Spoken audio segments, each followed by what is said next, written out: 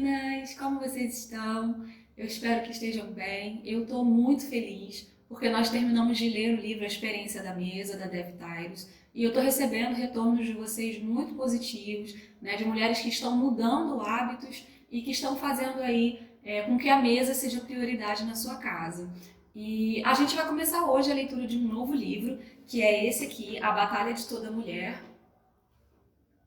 da Shannon Ethridge. É um livro muito bom, ele tem uma proposta diferente da Experiência da Mesa, ele também fala sobre relacionamentos, mas ele vai falar sobre a integridade sexual, né? Ele vai falar aí sobre a nossa vida emocional, a vida sexual da mulher. Então é um livro indicado para mulheres casadas ou mulheres que estejam se preparando para um casamento. É um livro maravilhoso. E eu espero que você esteja passando muito bem esse momento de quarentena, com seus familiares, seus amigos. E não deixe de estar aqui acompanhando com a gente para que você possa crescer um pouquinho mais em cada área de sua vida, conforme a gente for colocando as obras e compartilhando os conteúdos aqui. E hoje é um dia muito importante, é um dia muito especial, é o dia 1º de abril.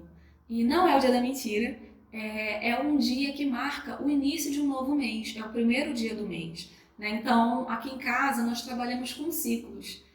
Sempre que a gente tem a oportunidade de iniciar algo do 1, né, no caso, no mês, dia 1º, a gente está dando a oportunidade de iniciar um novo ciclo de algo diferente nas nossas vidas. Então, algo que você nunca tenha feito, que você sempre quis fazer, você pode começar a colocar isso como desafio ou como meta para você, para se desafiar a fazer algo interessante. Então, o mês de abril está se iniciando hoje, então é um novo ciclo que se inicia na sua vida, na vida da sua família, de refazer alianças antigas, né, produtivas, ou de iniciar uma habilidade que você queira, ou iniciar um novo livro e assim iniciar novos hábitos. Então tome o dia de hoje como um dia importante, como um marco zero em alguma coisa que você queira iniciar, seja na sua vida, no seu trabalho, na sua família. E por aqui nós vamos de livro novo, então você vai ter a oportunidade de iniciar um novo ciclo de leitura e de aprendizagem com esse livro maravilhoso que é A Batalha de Toda Mulher. E para quem não sabe, já existia um livro chamado A Batalha de Todo Homem, que é um livro muito bom, por sinal. E se de repente você está começando a ler esse livro com a gente e você quer que seu esposo também seja curado nessa área, né, ou saiba mais um pouco dessa batalha, você pode sugerir que ele leia A Batalha de Todo Homem enquanto você está lendo A Batalha de Toda Mulher. Vai ser aí com certeza uma experiência grandiosa para vocês dois. E começando aqui na parte 1, compreendendo o lugar em que estamos, ela inicia com um título dizendo: a batalha não é só do homem. E aí ela coloca um versículo de Oséias 4, versículos 5 e 6, que diz: tropeçarão em dia claro e à noite. O meu povo é destruído porque não me conhece. Numa determinada época, eu estava tendo casos extraconjugais com 5 homens diferentes. O primeiro foi Scott. Eu o conheci quando trabalhava como voluntária num acampamento de verão. Scott era extrovertido e conversador. O que me atraiu primeiro para ele foi a sua facilidade em bater papo com qualquer um, não só para conversas superficiais, mas para assuntos profundos e significativos. Quando eu entrava na sala, ele me dava muita atenção, perguntando tudo sobre como iam as coisas e como eu estava me sentindo. Meu marido, em comparação, era um homem de poucas palavras, o tipo forte e silencioso. Em seguida, veio meu treinador de mergulho, Mark. Com seu cabelo volumoso e grisalho, ele parecia com Lloyd Bridges. A experiência e amor de Mark pelo mergulho me intrigavam. Ele incentivou-me a vencer o medo e ajudou-me a descobrir o meu lado aventureiro debaixo d'água. Sentia-me segura perto dele, como uma filha sente-se segura junto do pai. Meu marido, por sua vez, era apenas alguns anos mais velho que eu e não despertava em mim um sentimento de proteção e segurança como Mark. Tom era meu professor de contabilidade na universidade. O que me deixava atônita com ele era o seu espírito brincalhão e sua inteligência. Eu esperava que contabilidade fosse a mais tediosa de todas as matérias, mas Tom conseguia torná-la a parte mais divertida e interessante do meu dia. Meu marido também era um contador inteligente, mas não me fazia rir como Tom. Sua espirituosidade era pálida em comparação à de Tom. Ray veio mais tarde. Fomos namorados antes de me casar com Greg. Ray era romântico à moda antiga, enchia-me de elogios e me atordoava com a sua paixão arrebatadora. Experimentei ao lado de Ray uma centelha mágica que o relacionamento com meu marido parece nunca ter tido. Ray havia estabelecido um padrão de romantismo que meu marido não podia alcançar. E por último, havia o Clark. Ele sempre tinha uma beleza rude, mas ao mesmo tempo suave e gentil. Eu ficava à espera de encontrar-me com ele todas as noites de sexta-feira. No momento em que eu chegava ao balcão da locadora, o dono ia automaticamente para a seção de clássicos e pegava qualquer filme de Clark Gable. Qualquer um me servia. Eu gostava de todos. Mesmo com seus 2 metros de altura, meu marido não era páreo para o Clark. E embora eu não tivesse tendo relações sexuais com qualquer desses outros homens, mesmo assim, estava tendo um caso com cada um deles, um caso mental ou emocional. Minhas fantasias de ser a amada de Clark Gable, as lembranças de meu relacionamento romântico com Ray, fascinação pela espirituosidade de Tom, maturidade de Clark e os talentos comunicativos de Scott afetavam o meu casamento de um modo tão danoso quanto uma relação sexual. Eu estava ignorando as inúmeras qualidades de meu marido por focar os atributos negativos dele ou me concentrar nos atributos positivos de um desses outros homens. Pelo fato de viver com Greg, eu não só via o que era bom, como também o que era mau e feio nele. Ele deixava a tampa da privada levantada de madrugada, normal, né, gente, para os homens. Roncava e tinha mau hálito pela manhã. Escovava os dentes e deixava a pasta na pia. Eu sentia às vezes que Greg não era capaz de fazer nada que me agradasse. Com todas as minhas críticas, ele provavelmente achava que não podia mesmo fazer nada que me satisfizesse. Os defeitos dos outros homens, porém, estavam fora de alcance para mim.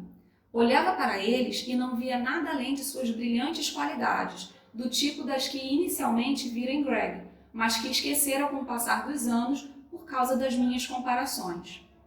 Eu me sentia distante e desiludida. Ele poderia citar-me como os outros homens faziam? Eu ainda o amava? Será que algum dia ele corresponderia aos meus sonhos? Eu poderia algum dia viver bem com meu parceiro menos perfeito?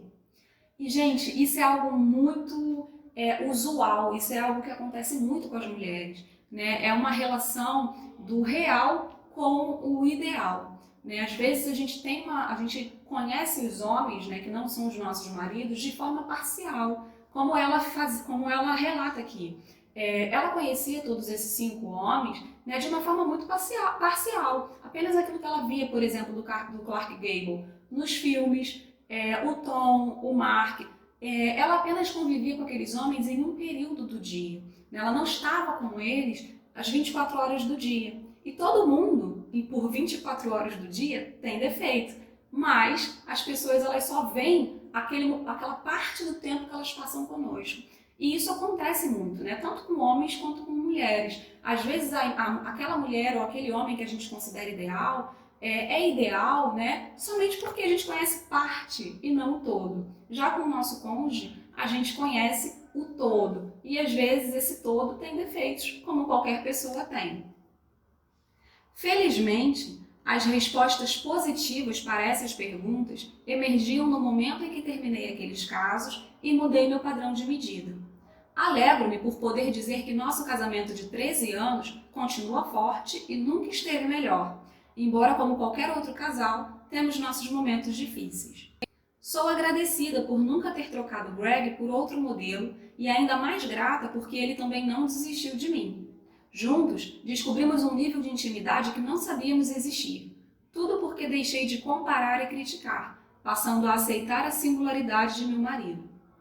Durante a última década em que vim buscando minha cura desses e outros problemas e passei a ensinar sobre o tema da pureza sexual e restauração, compreendi finalmente que de uma ou de outra maneira, a integridade sexual e emocional é uma batalha que toda mulher trava.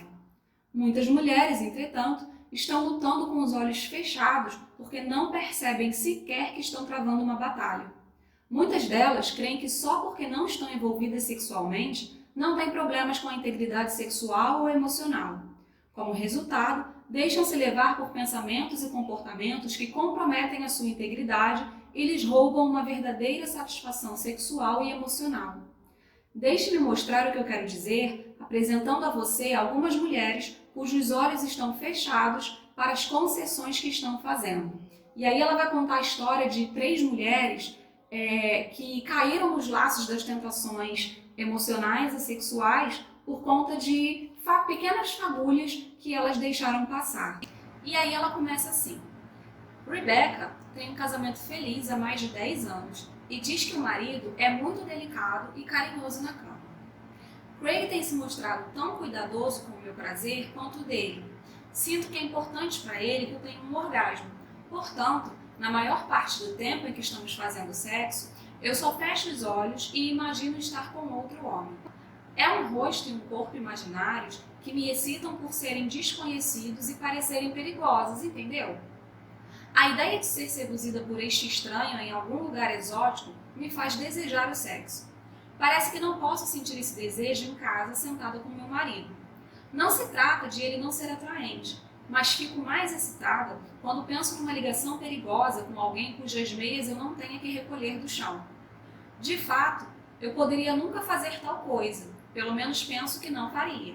Mas me sinto obrigada a atingir um clímax e fantasiar outros homens parece ser a única maneira de chegar lá. Não vejo nada de errado no que faço, mas outro dia brinquei a respeito disso com Craig e agora ele está criando uma tempestade no copo d'água. Diz que se sente traído por eu não estar mentalmente presente com ele enquanto fazemos amor. Diz que não há diferença entre o que estou fazendo e ele ver pornografia, mas não concordo.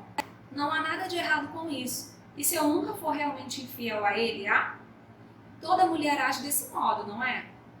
E aí, falando da experiência da Rebecca, a gente, na verdade, fala um pouquinho sobre perversão. Nós temos esse conceito de perversão, que tudo que Deus criou é santo, e Satanás ele tenta perverter tudo aquilo que Deus criou para nos fazer pecar.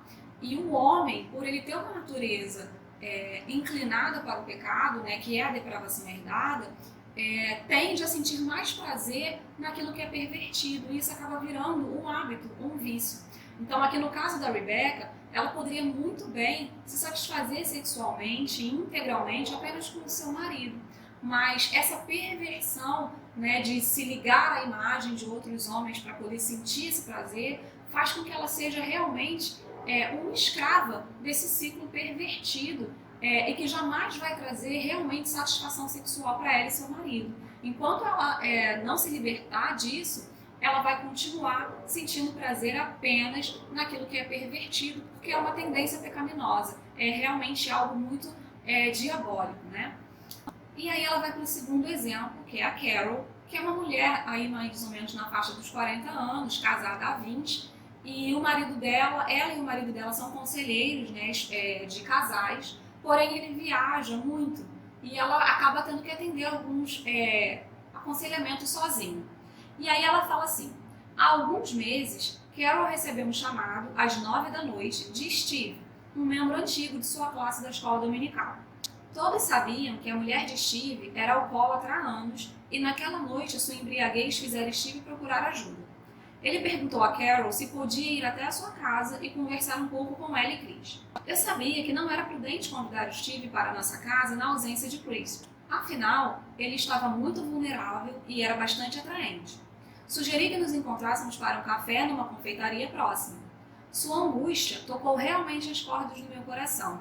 Conversamos até depois da meia-noite, sugeri que orássemos juntos e depois fôssemos para casa, já que a confeitaria estava fechando.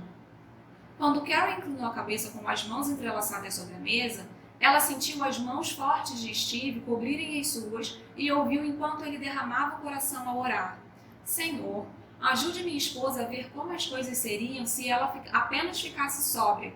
Ajude-a a ser mais paciente e atenciosa, como a Carol. Meses depois, havia noites em que Carol ficava imaginando tornar-se ainda mais íntima de Steve. Na verdade, o clima entre ela e Chris entrou em curto-circuito, à medida que Carol muitas vezes se mostra zangada ou deprimida sem razão aparente. Na escola dominical, toda vez que ouço Steve falar, parece que me sinto presa a cada palavra e imagino o que mais poderia fazer para aliviar sua dor sem levantar suspeitas de que agora tenho sentimentos fortes em relação a ele. Em certas ocasiões, digo a mim mesma que deveria confessar isso ao Chris e ao nosso pastor e abandonar o aconselhamento matrimonial por algum tempo. Todavia, há muitos outros dias em que penso, não está fazendo nada para prejudicar o casamento deles, portanto, deixe de sentir-se culpada. Só porque acha Steve atraente, não significa que não deve tentar ajudá-lo. E aí a gente tem um caso aí de cobiça, né? Um sentimento já, uma tentação muito grave, que se não tratada, pode vir realmente a se desenvolver numa relação extraconjugal, principalmente se o Steve aqui perceber as intenções daquela. Com 28 anos e solteira, Sandra vem se masturbando com frequência há mais de 15 anos. Mais um caso aí de perversão. Seu problema começou aos 12, quando encontrou um dos romances da mãe. Leitora voraz, Sandra logo passou a devorar vários livros por semana, tornando-se sexualmente excitada e usando a masturbação para aliviar-se. Sandra confessa: na época em que me formei no ensino médio, eu costumava segurar firmemente o livro com uma das mãos e estimular-me com outra. Embora sentisse no íntimo que agia errado, sempre justificava minha atitude. Afinal, a Bíblia não proibia isso. Deus fizera o meu corpo receptivo e certamente não me negaria esse prazer, não é mesmo? Uma vez que não me deram marido, senti que tinha esse direito. Ele com certeza não esperava que eu fosse esperar tanto tempo, concorda? Quem eu estava prejudicando? Não havia mais ninguém envolvido. No entanto, sempre senti que havia uma barreira entre mim e Deus. Senti que ele me chamava para abandonar esse comportamento, para afastar-me disso. O desejo, entretanto, é muito forte. Deixei de ler os romances há vários anos, mas continuo fantasiando quando estou deitada sozinha e geralmente acabo me masturbando. Sempre digo a mim mesma, vou ser obediente amanhã ou na próxima semana, mas no momento tenho necessidade disso. Algumas vezes até fico zangada com Deus e penso, se o Senhor me desse um marido, eu não teria esse problema. Na verdade, isso é um engano, né? Porque a perversão ela é tão forte que mesmo que depois de um tempo ela acabasse se casando e tivesse um marido, ela ia continuar fazendo essa prática e, inclusive, ia continuar sentindo mais prazer na masturbação do que na relação sexual com o marido. Então seria um vício, né, uma prisão que ela jamais conseguiria sair sem a ajuda do Espírito Santo, porque a perversão realmente é algo que aprisiona. Então faz com que as pessoas sintam mais prazer no que é pervertido do que no que é santo. Então, mesmo casada e tendo relações sexuais regulares com seu marido, ela ia continuar tendo essa prática, porque ela ia entender como se isso a saciasse mais do que a própria relação sexual. Então, a prisão da perversão é uma prisão muito difícil de abandonar e realmente é necessário a ajuda de um orientador, de um conselheiro e principalmente a ajuda do Espírito Santo. Lacey está casada há 7 anos e tem 2 filhos pequenos. Embora ela e o marido David se entendessem muito bem enquanto namorados, as coisas entre eles gradualmente pioravam depois do casamento por causa de pressões financeiras. Por ter ficado desempregado no ano anterior, David se sentiu obrigado a fazer bicos para chegar ao fim do mês. Aceitou um trabalho de entregador de jornais num bairro do outro lado da cidade. Ele levanta às 4 da manhã para cumprir suas responsabilidades de entrega de jornais e depois faz qualquer trabalho que a agência de empregos temporários indica para aquele dia. E Lacey reclama. David só pensa em trabalhar, jantar e depois ir direto para a cama. Ele mostra pouco interesse em passar tempo comigo ou me ajudar com as crianças. Ainda bem que não queremos mais filhos, porque agora raramente fazemos sexo. Eu fico com inveja quando vejo outros maridos fazendo compra no supermercado com as esposas, indo à igreja com a família, levando os filhos ao parque e coisas desse tipo. Confessei isso a uma amiga certo dia e ela me disse que a grama sempre é mais verde do outro lado da cerca. Pregou um pequeno sermão para mim sobre cobiçar o marido da vizinha e então eu me calei. Embora eu nunca tenha pedido divórcio porque levo a sério os meus votos de casamento, muitas vezes imagino se David morrerá antes de mim para que eu possa algum dia ter a chance de viver um casamento mais feliz e bem-sucedido com um marido atencioso. Sonho com isso frequentemente. E na maioria das vezes, quando ainda estou deitada pela manhã, depois de David já ter saído para a entrega dos jornais, naquele momento em que estou meio acordada e meio dormindo, sonho sair com outro homem que deseja nos levar para comer fora ou com um novo marido que esteja na cozinha fazendo preparativos para me trazer café na cama. E aí a Shannon continua. Embora nenhuma dessas mulheres pudesse ser julgada em um tribunal por infidelidade e condenada por adultério, será que elas não estiveram semeando as sementes da transigência? E transigência, gente, é o ato de você ceder às suas emoções, às suas próprias emoções, ou no caso, ceder à tentação. Então, transigência é simplesmente você se deixar levar por aquilo principalmente que não edifica, nesse contexto aqui do livro. As Escrituras nos advertem justamente sobre isso. Se ele plantar a fim de agradar os seus próprios desejos maus, estará plantando as sementes do mal e, logicamente, fará uma colheita de ruína espiritual e morte. Gálatas 6:8. A tentação é a fascinação dos próprios pensamentos e desejos maus dos homens. Estes maus pensamentos levam a mais ações e, depois disso, ao castigo da morte aplicado por Deus. Tiago 1, 14 e 15. Nessas passagens, somos chamadas para uma vida reta. O princípio é este: a busca de satisfação dos desejos carnais sempre acabará em morte. Quando plantamos as sementes da transigência emocional e mental, nossa colheita será destruição relacional. Pergunte a Jean, e aí ela vai entrar aqui com um caso, que é o caso da Jean, que é uma mulher na casa dos 30 anos, já casada, né, que tem filhos, ela é casada com o Kevin, e quando os filhos dela entraram na escola, ela ficou com muito tempo livre e começou a ligar para as amigas, né, para os parentes, e a conta de telefone veio muito alta, então Kevin sugeriu que ela começasse a utilizar o computador, né, a se relacionar com as amigas, mandando e-mail, e aí ela começou a entrar no mundo da internet. Naquela época, não tão frequente como hoje, existiam as salas de bate-papo. Então ela começou a marcar com as amigas de conversarem na sala de bate-papo. Porém, aconteceu algo que é importante que a gente leia, está aqui na página 25. Alguns minutos por dia numa dessas salas aumentavam para várias horas a cada dia. Certa manhã, enquanto esperava que as amigas escrevessem, ela leu uma pergunta de alguém com o apelido de Miami Mike. Há alguém aí ou estou sozinho nessa sala? Depois de alguns momentos, Jean respondeu: parece que estamos só nós dois. Quando as amigas de Jean finalmente entraram na sala de bate-papo, meia hora mais tarde, ela e Mike já haviam descoberto muita coisa a respeito um do outro, muita coisa em comum. Jean crescera na Flórida e era louca por praia. Ao ler sobre o condomínio de frente para o mar de Mike, enquanto se achava sentada em sua casa de Minnesota coberta pela neve, Jean pôs-se a ansiar por um clima mais quente. Ela começou a deixar os filhos na escola e voltar direto para casa a fim de se conectar à internet, sabendo que Mike a esperava. Certa vez, Mike pediu-lhe que acessasse outra vez à noite para conversarem antes de ele ir se deitar. Naquela noite, Jean pôs os filhos na cama, deitou-se ao lado de Kevin até que ele adormecesse e saiu do quarto na ponta dos pés, indo para o escritório onde Mike a aguardava. Jean sentiu-se como uma traidora, mas pensou: afinal, ele está a centenas de quilômetros de distância.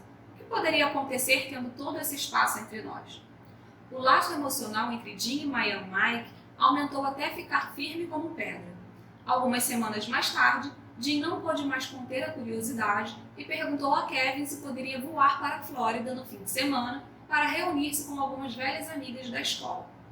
Claro, querida, eu dou conta, respondeu Kevin, pensando ter feito um favor a ela.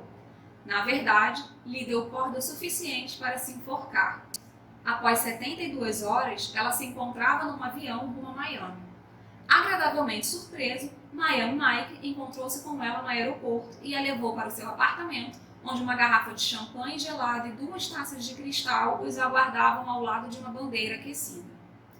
Vamos voltar a falar de Jean mais tarde nesse livro. Eu sei que você está ansiosa para saber o final, gente, é assim mesmo. Mas ela depois fala o que aconteceu. A batalha não é só do homem. Jesus afirmou: as leis de Moisés diziam: não cometa adultério. Porém eu digo: qualquer um que até mesmo olhar para uma mulher com cobiça nos olhos, em seu coração já cometeu adultério com ela. Mateus 5, 27 e 28. Estaria ele aqui falando apenas aos homens? Claro que não. A fim de ajudar-nos a aplicar essa passagem em nossa vida, vamos parafrasear o versículo. Digo a vocês que qualquer mulher que imaginar com desejo um homem, em seu coração já cometeu adultério com ele. Quando ouço as pessoas dizerem que as mulheres não lutam com questões sexuais como os homens, não posso senão ficar pensando de que planeta elas são ou debaixo de que pedra estiveram escondidas. É possível que, na verdade, queiram dizer que o ato físico do sexo não seja uma tentação predominante para as mulheres como é para os homens. Homens e mulheres lutam de formas diferentes quando se trata de integridade sexual. Enquanto a batalha do homem começa com o que ele absorve com os olhos, a da mulher tem início no coração e nos pensamentos. O homem deve proteger seus olhos a fim de manter a integridade sexual. Pelo fato de Deus ter feito as mulheres mais estimuladas emocional e mentalmente, devemos proteger de perto o nosso coração e mente, tanto quanto o nosso corpo, se desejarmos experimentar o plano de Deus para a satisfação sexual e emocional. A batalha da mulher é pela integridade sexual e emocional. Embora o homem precise de uma ligação mental, emocional e espiritual, as suas necessidades físicas tendem a ocupar o lugar do motorista, enquanto as demais ficam no banco de trás. O inverso acontece com as mulheres. Se existe uma necessidade específica que nos domina, trata-se certamente de nossas necessidades emocionais. É por isso que dizem que os homens dão amor para conseguir sexo e as mulheres dão sexo para obter amor. Esta declaração não pretende ser irrefutável, mas foi simplesmente assim que Deus nos fez. Uma outra diferença singular entre homens e mulheres é que muitos deles são capazes de entregar o corpo a uma parceira sem necessidade de dar-lhes a mente, coração ou alma, enquanto as mulheres são relativamente incapazes disso. Ele pode aproveitar o ato do sexo sem comprometer o coração ou unir-se espiritualmente ao objeto do seu desejo físico. O corpo da mulher, porém, só é dado a alguém a quem ela pensa noite e dia e com quem seu coração e seu espírito já estão ligados, a não ser que haja um comportamento emocional ou hábito compulsivo disfuncional envolvido. Quando ela entrega a mente, coração e alma, o corpo geralmente vai junto. E é por isso que a gente vê, de repente, em filmes, ou a gente já ouviu da experiência de alguém, quando há uma traição por parte do homem, mas que não deseja o divórcio, luta pelo casamento, e a desculpa é sempre essa: mas eu não a amo, eu amo você, foi só sexo, eu não sei por que eu fiz isso. Porque os homens realmente, eles têm um pensamento muito mais voltado para o prazer sexual do que de fato pelo comprometimento emocional, diferente da mulher. Hoje isso acontece de forma mais frequente com as mulheres, né, devido à questão aí do feminismo, as mulheres quererem se sentir iguais aos homens e terem os mesmos direitos de fazer tudo, né, tanto as coisas de trabalho como as questões de emocionais, enfim. Isso aí faz parte também daquele ciclo de perversão que nós estávamos falando no começo. Os 4 aspectos estão intrinsecamente ligados. Saberemos mais sobre isso no próximo capítulo. E aí ela coloca uma figura, né, um quadro de comparação entre homens e mulheres, eu vou colocar aqui do lado para vocês, onde os homens desejam intimidade física, enquanto as mulheres desejam intimidade emocional. Os homens dão amor para conseguir sexo, enquanto as mulheres fazem sexo para conseguir amor. Os homens têm o corpo que pode desligar-se da mente, do coração e da alma, e as mulheres têm corpo, mente, coração e alma completamente interligados. Os homens são estimulados pelo que vem e as mulheres estimuladas pelo que ouvem. Os homens têm um ciclo recorrente de necessidades físicas, as mulheres têm um ciclo recorrente de necessidades emocionais. E os homens são vulneráveis à infidelidade na ausência de toque físico e as mulheres vulneráveis à infidelidade na ausência de ligação emocional. É um quadro que ela vai destrinchar um pouco mais na frente, mas já é interessante a gente ter esses conhecimentos desde agora. Enquanto os homens são principalmente despertados pelo que vem, as mulheres são mais estimuladas pelo que ouvem. Ele pode ter fantasias no que se refere a observar uma mulher despir-se, mas ela fantasia sobre ele sussurrando coisas doces em seu ouvido. A tentação de olhar pornografia pode ser avassaladora para um homem, enquanto as mulheres prefeririam ler o diálogo amoroso num romance. Os homens querem olhar e tocar, enquanto as mulheres preferem muito mais conversar e relacionar-se. A maioria dos homens experimenta uma necessidade regular e recorrente de alívio físico, sexual. Alguns sentem essa necessidade intensa a cada 2 dias. Outros a experimentam 2 vezes por semana ou até menos, de acordo com a idade. Embora a frequência da necessidade varie de homem para homem, cada um tem o seu ciclo sexual próprio, no qual experimenta esses desejos físicos.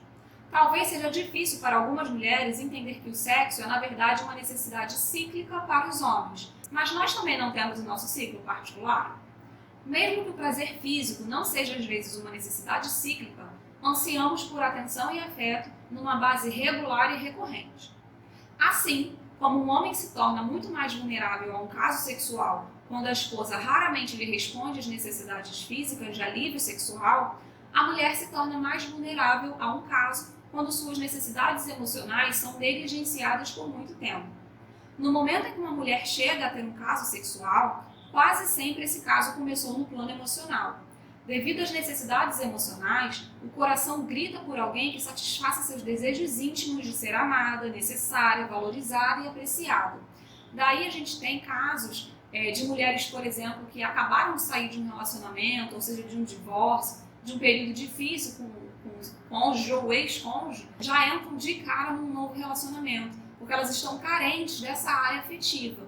Na verdade, isso também é uma transigência, né? É você ceder às suas emoções, né? Na verdade, espiritualmente falando, é necessário muito tempo para que a mulher possa se reconstruir. E ela não está preparada para entrar num relacionamento assim logo de cara, porque provavelmente ela vai cair em algum laço muito maligno. As necessidades emocionais da mulher são vitalmente tão importantes quanto as necessidades físicas do homem. A figura 1, que é aquela que a gente mostrou, resume as principais diferenças entre a maneira como os homens e as mulheres reagem sexualmente. E aí vem mais um tópico, que é o último tópico desse capítulo. A ingenuidade não é uma virtude. Não vamos ser ingênuas ao ponto de acreditar que pelo fato de Rebecca, Carol, Sandra, Lacey não estarem fisicamente tendo um caso com parceiros antes de se casar ou além do casamento, não estejam, portanto, comprometendo a integridade sexual. Também não é inteligente pensar que o que aconteceu com Jean ou qualquer outra mulheres nunca poderia acontecer conosco. O apóstolo Paulo escreve: se você está pensando, eu nunca farei uma coisa dessas, que isso lhe sirva de advertência. Portanto, agora vocês podem aguardar com calma e inteligência. Não voltem atrás aos seus velhos caminhos, a prática do mal, porque naquele tempo não conheciam nada melhor. Mas agora sejam santos em tudo o que fizerem, tal como é santo o Senhor que os convidou para serem seus filhos. O próprio Senhor diz: vocês têm de ser santos, pois eu sou santo. Que não haja pecado sexual, impureza ou ganância entre vocês. Isso aí você encontra em 1 Coríntios 10, 12, 1 Pedro 1, 13 ao 16 e Efésios 5, 3. Paulo compreendeu nossa tendência muito humana de viver negando, fechando os olhos para as coisas que precisam ser mudadas em nossa vida. A mudança é difícil e preferíamos continuar como estamos. Deus, entretanto, não nos chamou para vivermos assim. Ele quer nos ajudar a controlarmos a nossa mente e os nossos desejos para podermos nos assemelhar a Ele.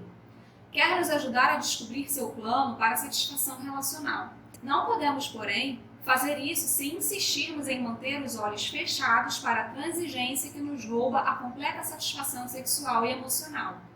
A fim de ajudar você a abrir os olhos para a sua batalha pela integridade sexual e emocional, eu a encorajo a responder ao seguinte questionário. E aí ela tem um questionário com 25 perguntas para você responder sim ou não e saber se você está passando ou enfrentando uma batalha nessa área. Eu vou colocar também aqui na descrição, né, quando você clicar aqui no Ver Mais, você também vai ver o PDF desse teste que você pode fazer em casa. E aí ela vai fechar o livro dizendo assim: não existe um número mágico que determine o seu nível de integridade sexual ou emocional. Todavia, se o fato de ler essas perguntas despertou em você a convicção de que a sua atividade sexual, comportamento romântico ou laços emocionais são nocivos ao seu crescimento espiritual ou intimidade no casamento, este livro tem a intenção de ajudá-la a alcançar a vitória em sua dificuldade. Vamos abrir os olhos para compreendermos melhor este dom da sexualidade e eliminarmos alguns mitos que talvez tenham mantido você, como muitas outras mulheres, na defensiva desta batalha. E aí ela vai dar aqui, falar um pouquinho sobre o que vai acontecer nos próximos capítulos, né, sobre 5 pontos importantes que ela vai tratar nesse livro.